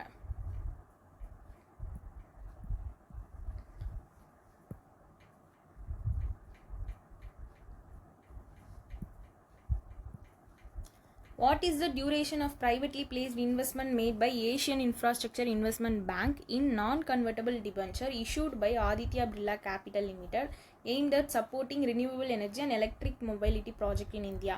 Actually வந்து 3 years தான் இதுக்கான டியூரேஷன். ஓகே, ஸோ இங்கே பாருங்கள், ஏஷியன் இன்ஃப்ராஸ்ட்ரக்சர் இன்வெஸ்ட்மெண்ட் பேங்க் வந்து என்ன பண்ணியிருக்காங்கன்னா சப்ஸ்கிரைப் பண்ணியிருக்காங்க 13,012.5 million வந்து நான் கன்வெர்ட்டபிள் டிபென்ச்சர் மூலமாக இஷ்யூ பண்ணியிருக்காங்க. இதை இஷ்யூ பண்ணது யாருன்னா ஆதித்யா பிர்லா கேபிட்டல் லிமிடெட் தான் இஷ்யூ பண்ணியிருக்காங்க. இவங்க வந்து ஒன் ஆஃப் த இந்தியாவோட leading diversified financial service company. ஓகேவா, ஸோ இது வந்து 3 year தான் இதுக்கான டியூரேஷன், ப்ளஸ் அந்த அமௌண்ட்டும் பார்த்துக்கோங்க 13,112.5. Okay, so next standard chartered bank தான் வந்து செட்டில்மெண்ட் பேங்க்காக வந்து ஆக்ட் பண்ணுறாங்க. ஓகேங்களா, for the foreign currency settlement system of CCIL IFSC limited in GIFT city. Actually GIFT சிட்டியில் இந்த ஃபாரின் கரன்சி செட்டில்மெண்ட் வந்து கொண்டு வரணும், அதுக்காக தான் வந்து ஸ்டாண்டர்ட் சார்ட்டர்ட் பேங்க்கும் CCIL IFSC லிமிட்டடும் வந்து ஒரு கொலாபரேஷன் பண்ணியிருப்பாங்க. ஓகேங்களா, ஸோ CCILனா clearing corporation of India limited. இதில் இந்த ஸ்டாண்டர்ட் சார்ட்டர்ட் பேங்க் தான் செட்டில்மெண்ட் பேங்க்காக ஆக்ட் பண்ணுறாங்க, ஞாபகம் வச்சுக்கோங்க. Okay, what is the present interest rate Sukanya Samriddhi scheme? Actually இப்போ ஜூலை மந்தில் வந்து இன்ட்ரெஸ்ட் இந்த போஸ்ட் ஆஃபீஸ் சேவிங் ஸ்கீமுக்கு வந்து இன்ட்ரெஸ்ட் ரேட் விட்டுருப்பாங்க. இது வந்து பழைய இன்ட்ரெஸ்ட் ரேட்டே தான் இருக்குது, எதுவுமே சேஞ்ச் ஆகலன்னு சொல்லி தான் விட்டுருப்பாங்க. இதில் சுகன்யா சம்ரிதி ஸ்கீம் வந்து ஹையஸ்ட் இன்ட்ரெஸ்ட் %, அதுதான் வந்து 8.2. அப்புறமா சீனியர் சிட்டிசனுக்குமே வந்து அது 8.2% தான் இருக்கும். ஓகே, ஸோ இது அன்சேஞ்சாக இருந்ததுனால இது ஈஸியாக ஞாபகம் வச்சுக்கலாம் நம்ம. ஓகேங்களா, ஸோ சுகன்யா சம்ரிதிக்கும் ப்ளஸ் வந்து சீனியர் சிட்டிசன்ஸ்க்குமே மட்டும்தான் 8.2% இருக்கும். மற்ற இன்ட்ரெஸ்ட் ரேட்ஸ் எல்லாமே இதில் இருக்குது. ஓகே, ஸோ இதில் கிசான் விகாஸ் பத்ரா பாருங்கள் 7.5% இன்ட்ரெஸ்ட் ரேட்டு. தென் வந்து சுகன்யா சம்ரிதியும் சீனியர் சிட்டிசனும் 8.2%. பப்ளிக் ப்ரொவைடன்ட் ஃபண்ட் வந்து 7.1%. போஸ்ட் ஆஃபீஸ் மந்த்லி அதுக்கு வந்து 7.4%. தென் வந்து நேஷ்னல் சேவிங் சர்டிஃபிகேட் வரும்னு நினைக்கிறேன். ஸோ இது நான் உங்களுக்கு தனியாக வந்து நான் டெலகிராம் குரூப்பில் இந்த சார்ட் அனுப்புகிறேன். இது ஆக்சுவலி இதில் இருக்க மாதிரி நீங்கள் படிச்சிங்கன்னா கன்ஃபியூஸாக இருக்கும் இந்த ஸ்கீமுக்கு. இது தனியாக நான் வேறு சார்ட் வச்சுருக்கேன். ஸோ இந்த வீடியோ அப்லோட் ஆகும்போது இதுக்கான அந்த சேவிங் ஸ்கீம்ஸ் வந்து நான் தனியாக அனுப்புகிறேன். அதை மட்டும் நீங்கள் பார்த்துக்கிட்டிங்கன்னா போதும். ஸோ இந்த சார்ட் இப்போ இந்த வீடியோவில் இந்த சார்ட் பார்க்காதீங்க, ஓகேங்களா? ஸோ இப்போதைக்கு இந்த ரேட் மட்டும் பார்த்துக்கோங்க. நான் உங்களுக்கு டெலகிராம் குரூப்பில் இந்த வீடியோ அப்லோட் ஆகும்போது அதுக்கான இது வந்து அனுப்பி விட்டுடுறேன். Okay. So AU small finance bank வந்து இந்தியாவோட லார்ஜஸ்ட் ஸ்மால் ஃபினான்ஸ் பேங்க்கு. இவங்க வந்து ஓகேங்களா எந்த இயர் வந்து எஸ்டாப்ளிஷ் பண்ணப்பட்டிருக்குன்னா 1996 எஸ்டாப்ளிஷ் பண்ணப்பட்டிருக்கு, ஓகேங்களா? இவங்க வந்து எல்ஐசியோட ஒரு பேங்க் அஷூரன்ஸ் போட்டிருக்காங்க. இந்த பார்ட்னர்ஷிப் எதை சப்போர்ட் பண்ணுதுன்னா இன்சூரன்ஸ் ஃபார் ஆல் பை 2047 இந்த இதுவும் வந்து சப்போர்ட் பண்ணுது. ஓகே. ஸோ அவங்களோட எஸ்டாப்ளிஷ்மெண்ட் இயர் 1996. எல்ஐசியோட எஸ்டாப்ளிஷ்மெண்ட் இயர் கொடுக்கல. ஏயு ஸ்மால் ஃபினான்ஸ் பேங்க்கோட ஹெட் குவார்ட்டர் பார்த்துக்கோங்க, ஜெய்ப்பூர், ராஜஸ்தான். இது வந்து இன்சூரன்ஸ் ஃபார் ஆல் பை 2047 இந்த விஷனை நோக்கி தான் வந்து இந்த பார்ட்னர்ஷிப்ஸ்லாம் நடந்திருக்கு.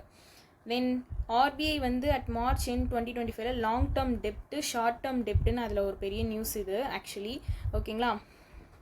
இதில் அவங்களோட ஒரிஜினல் மெச்சூரிட்டி ஆஃப் அபோவ் 1 இயர்னா 601.9 பில்லியன் கிட்ட இன்க்ரீஸ் ஆகும்னு சொல்லியிருக்காங்க. ஆக்சுவலி இதில் வந்து இங்கே பாருங்கள், இந்தியாவோட எக்ஸ்டர்னல் டெப்ட் பாருங்கள் 10% கிட்ட இன்க்ரீஸ் ஆகிருக்கு. இந்தியாவோட எக்ஸ்டர்னல் டெப்ட் இன்க்ரீஸ்டு பை 10% இன்க்ரீஸ் ஆகிருக்கு, ஓகேங்களா? ஸோ லாஸ்ட் இயர் கம்பேர் பண்ணும்போது 668.8 பில்லியன் இருந்திருக்கு. இப்போ வந்து 736.3 பில்லியனு, ஓகே? ஸோ இப்போ இன்க்ரீஸ் தான் ஆயிருக்கு. 68.8 பில்லியன்லேருந்து 736.3 பில்லியன் கிட்ட என்ன ஆயிருக்குன்னா இன்க்ரீஸ் ஆயிருக்கு, ஓகே? இது வந்து இந்தியாவோட எக்ஸ்டர்னல் டெப்ட்டு 10% கிட்ட இன்க்ரீஸ் ஆயிருக்கு. இது வந்து ஃபஸ்ட்டு பாயிண்ட்டு நீங்கள் இதில் ஞாபகம் வச்சுக்க வேண்டியது. செகண்ட் பார்த்தீங்கன்னா நம்மளோட எக்ஸ்டர்னல் டெப்த்து, ஓகேங்களா, பர்சன்டேஜ் ஆஃப் ஜிடிபி. இது எக்ஸ்டர்னல் டெப்ட் வந்து 19.1% கிட்ட இது இன்க்ரீஸ் ஆயிருக்கு, ஓகே? எக்ஸ்டர்னல் டெப்த் GDP percentage of GDP wise பார்க்கும்போது, ஓகே? இது வந்து 18.5லேருந்து 19.1 இன்க்ரீஸ் ஆயிருக்கு. 18.5 to 19.1 இது ரெண்டாவதாக ஞாபகம் வச்சுக்கோங்க. இதில் லாங் டேர்ம் டெப்த்து அபோவ் 1 இயர்னா 601.9 பில்லியன். இது 60.6லேருந்து இன்க்ரீஸ் ஆயிருக்கு 601.9 பில்லியனுக்கு. 60.6லேருந்து 601.9 பில்லியனுக்கு இன்க்ரீஸ் ஆயிருக்கு. இது வந்து லாங் டேர்ம் டெப்த், ஓகே? கிளியர்? இது வந்து அபோவ் 1 இயர், ஓகேங்களா? இந்த ரொம்ப point important. Then short term டெப்த்து original maturity of up to 1 year. Short term டெப்த்து with original maturity of up to 1 இயர்னு பார்த்தீங்கன்னா இது வந்து இது மட்டும் தான் டிக்ளைன் ஆகிருக்கும். இந்த ஷார்ட் டேர்ம் டெப்த் இருக்குல்ல, ஸோ இந்த இவ்வளோ நேரம் படித்ததில் எல்லாமே இன்க்ரீஸ் ஆகிருக்கும். ஆனால் இந்த ஷார்ட் டேர்ம் டெப்த்து maturity of up to 1 year அப்படின்னு பார்க்கும்போது இது மட்டும்தான் டிக்ளைன் ஆகிருக்கும். 18.3% கிட்ட வந்து டிக்ளைன் ஆகிருக்கு. 19.1லேருந்து 18.3க்கு வந்து டிக்ளைன் ஆகிருக்கு, ஓகே? இதை ஞாபகம் வச்சுக்கோங்க.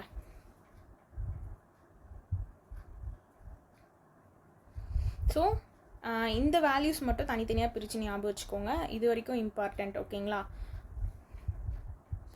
ஸோ இதெல்லாம் வந்து வேண்டாம், எனக்கு தெரிஞ்சு இந்த பாயிண்ட் வரைக்கும் நம்ம ஃபஸ்ட்டு ஞாபகம் வச்சுக்கோங்க. இதுவே ஓகே இப்போதைக்கு. Then what is the minimum basic sum assured under the Navjeevan Shri plan launched by the LIC? Okay, so LIC வந்து ஒரு 3 பிளான் வந்து லான்ச் பண்ணியிருப்பாங்க, ஓகே?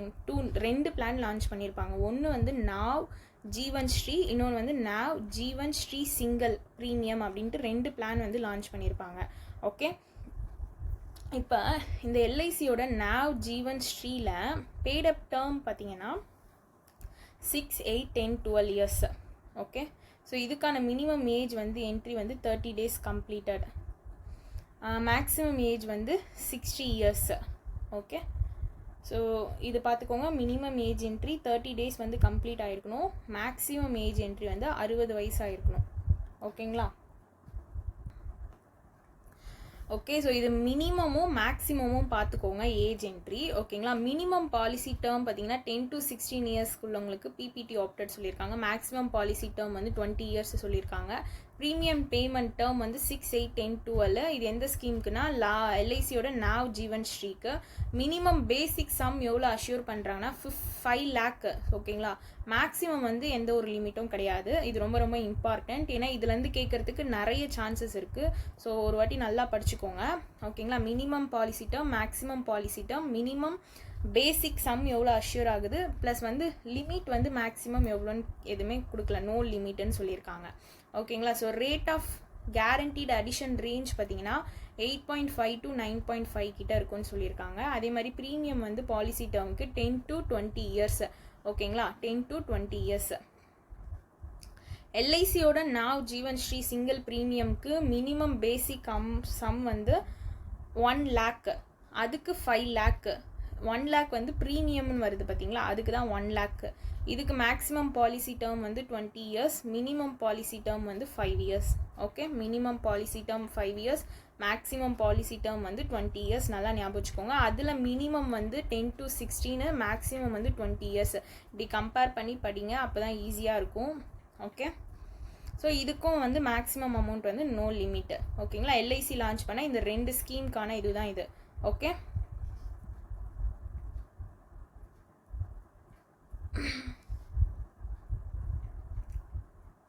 நெக்ஸ்ட்டு வந்து எந்த ஃபின்டெக் ஜெயிண்ட் வந்து இந்தியாவோட first UPI powered bank branch open பண்ணியிருக்காங்கன்னா ஸ்லைஸ். ஸோ ஸ்லைஸ் ஓகேவா, இவங்க வந்து ஒரு பெங்களூர் பேஸ்டு. இவங்க தான் வந்து என்ன பண்ணியிருக்காங்கன்னா இந்தியாவோட first UPI powered digital bank branch வந்து லான்ச் பண்ணியிருக்காங்க. தென் ஸ்லைஸோட யூபிஐ கிரெடிட் கார்டும் வந்து லான்ச் பண்ணியிருக்காங்க. ஓகே, கேசவன் ராமச்சந்திரன் வந்து executive director of RBI appoint பண்ணியிருக்காங்க. ஓகேங்களா, he will look after which of the following department after the resignation கேட்டிருக்காங்க. ஸோ டிபார்ட்மெண்ட் ஆஃப் ரெகுலேஷன் இது என்னன்னு பாருங்கள். ஆக்சுவலி ஆர்பிஐ வந்து எக்ஸிக்யூட்டிவ் டைரக்டராக கேசவன் ராமச்சந்திரனை வந்து அப்பாயிண்ட் பண்ணியிருக்காங்க. ஓகேங்களா, பிஃபோர் இஸ் ப்ரொமோஷன் இவர் வந்து பிரின்சிபல் சீஃப் ஜென்ரல் மேனேஜராக ரிஸ்க் மானிட்டரிங் டிபார்ட்மெண்ட்டில் ஒர்க் பண்ணியிருந்தார். ஓகேங்களா, அப்புறமா வந்து ஆஸ் எக்ஸிக்யூட்டிவ் டைரக்டராக இவர் எந்த இதுவில் வராருன்னா department of regulation prudential regulation division கீழே வராரு, ஞாபகம் வச்சுக்கோங்க. ஓகேங்களா, ஸோ Keshavan Ramachandran executive director appoint பண்ணுறாங்க. முன்னாடி வந்து பிரின்சிபல் சீஃப் ஜென்ரல் மேனேஜராக ஒர்க் பண்ணுறாங்க ரிஸ்க் மானிட்டரிங் டிபார்ட்மெண்ட்டுக்கு. இவர் வந்து டிபார்ட்மெண்ட் ஆஃப் ரெகுலேஷனோட அந்த இது ப்ரூடென்ஷியல் ரெகுலேஷன் டிவிஷன், இது ஞாபகம் வச்சுக்கோங்க. He will look after this department of organisation. Okay, Zou Jiayi as the president எந்த பேங்க்குன்னு பார்த்தீங்கன்னா ஏஷியன் இன்ஃப்ராஸ்ட்ரக்சர் இன்வெஸ்ட்மெண்ட் பேங்க்குக்கு தான் வந்து அப்பாயிண்ட் பண்ணியிருக்காங்க, பிரசிடெண்ட்டாக அப்பாயிண்ட் பண்ணியிருக்காங்க. Okay, Asian infrastructure investment bank. இது எப்போத்துலேருந்து நடைமுறைக்கு வருதுன்னா January 16, 2026. Okay, Zou Jiayi. Okay.